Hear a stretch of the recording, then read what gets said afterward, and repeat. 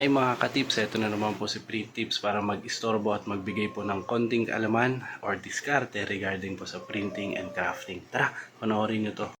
Ayan mga ka-tips, so ang video po na ito ay intended po para po sa mga Canva users, okay? Hindi lang po para sa mga Photoshop users. But ito po ay magandang balita po para po sa kanila. So para may demonstrate ko po sa inyo, buksan po natin yung ating browser and then pasukin po natin yung website po ng Freepik. So sa pangalan pa lang makikita nyo na marami po kayong makukuhang free ng mga design assets and elements po dito. Okay? So ngayon dito po, i-explore nyo na lamang po ito para mabilis. Pwede po kayo dito mag-download ng photos, icons, videos, Photoshop files, templates, and mockups. Pero syempre, ang gagamitin yung software po dito ay Photoshop and Illustrator. Pero paano pag hindi ka marunong? At ang alam mo lang gamitin ay ang Canva. So buksan po natin ang Canva. Ngayon dito po, piliin po natin yung free license dito po sa gilid. And then PSD file. Ayan, kita po ninyo free and then PSD file. And then maghanap po tayo ng wedding invitation.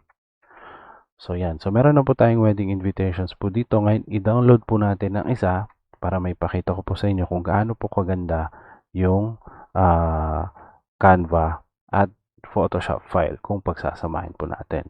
Download po natin itong si Vincent at si pangalan niya, si Tanya. Ayan, download PSD file. Ilagay lang po natin sa my desktop. Yan. So, good news po to para sa mga Canva users. Yan. At syempre sa mga non-Canva users at Photoshop users, maganda po itong Freepik para sources po na inyong mga design elements or assets. Ngayon, punta po tayo sa Canva and then puntahan po natin yung dinownload po nating file and i-drag po natin siya papasok ng Canva.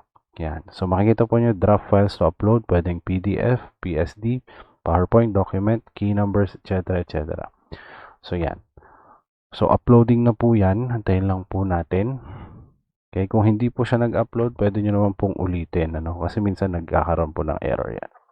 Yan. So, uploading na po yung file po natin. Antayin lang po natin siya ma-upload and papakita ko po sa inyo kung gaano po siya kaganda. So, meron na po tayong na download ng mga PSD files and i-upload po dito. Ayan. So, nagkaka-error po dahil po sa internet. Dahil naka-base po ang ito po. So, uploaded na siya. So, nagka-error then uploaded na po yung isa. And then, i-click po natin. And boom. Lahat po ng elements na nakita po ninyo doon sa invitation from Photoshop ay editable na po lahat yan. So, even yung mga text, even yung mga fonts ay nakuha niya na. Yung website, lahat po yan nandyan na. And even yung photo frame. So, kung gusto mo palitan yung photos yan, ay pwedeng-pwede anytime. Ayan. Diba? So, kung may natutunan po kayo ngayon mga ka-tips at gusto nyong itry ito, punta lang po kayo sa Freepik at punta lang po kayo sa Canva. And then, subukan nyo po. Kung may natutunan po kayo, please follow the Print Tips para po sa mas maraming mga tutorials and tips regarding printing and crafting. Ayan. So, hanggang sa muli. Bye-bye!